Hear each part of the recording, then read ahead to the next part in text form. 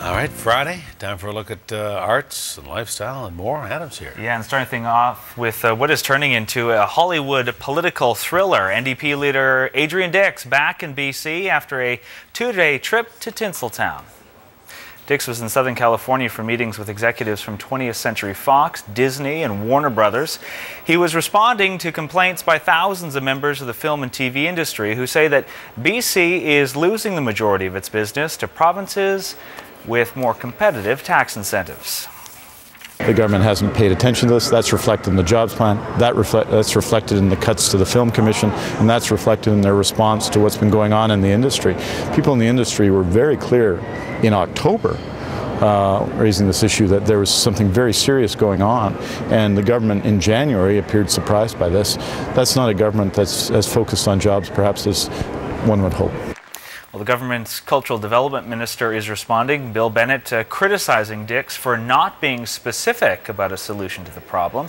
He says the government will make an announcement soon on a new plan, but Premier Clark says that the government already invests $300 million in BC film.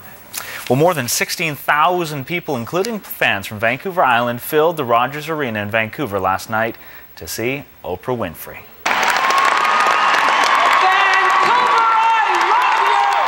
The media mogul shared stories and insights from her life and tried to inspire the audience members to take control of their lives. So my hope is that with no singing or dancing, that you will leave here with just a little morsel, a level of consciousness that allows you to be better, to do better, to live better, and to love better in your life. Because that's the ultimate question for all of us.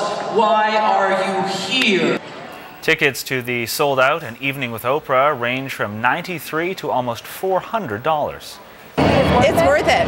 Yeah, we were willing to go to Chicago to see her. So she's an inspirational woman, so I think she's given a lot to women of color, so I think that's really a great thing. This was Oprah's final stop on a Western Canadian tour that included events in Edmonton and Calgary.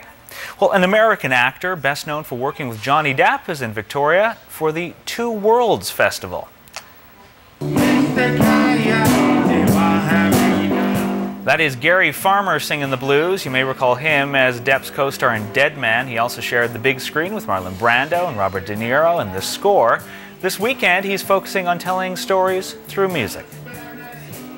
You know, film's pretty, you get the script a month ahead and then you kind of get it into place and then you just get a shot in front of the camera and then if you get it in one take, you move on. But the music comes from a lot of experiences, you know, tales of silliness a bit, and then we throw some of the blues in tonight.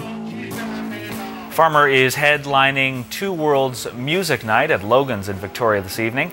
The Indigenous Media and Performance Festival will also showcase contemporary film and video projects. Two Worlds runs through Sunday at the Royal BC Museum. Well, some of the world's best TV commercials were celebrated last night at a gala screening of the International Cannes Lions winners. The event was also a fundraiser for the Vancouver Island chapter of the National Advertising Benevolence Society, which helps people in the industry facing personal, career, and family challenges.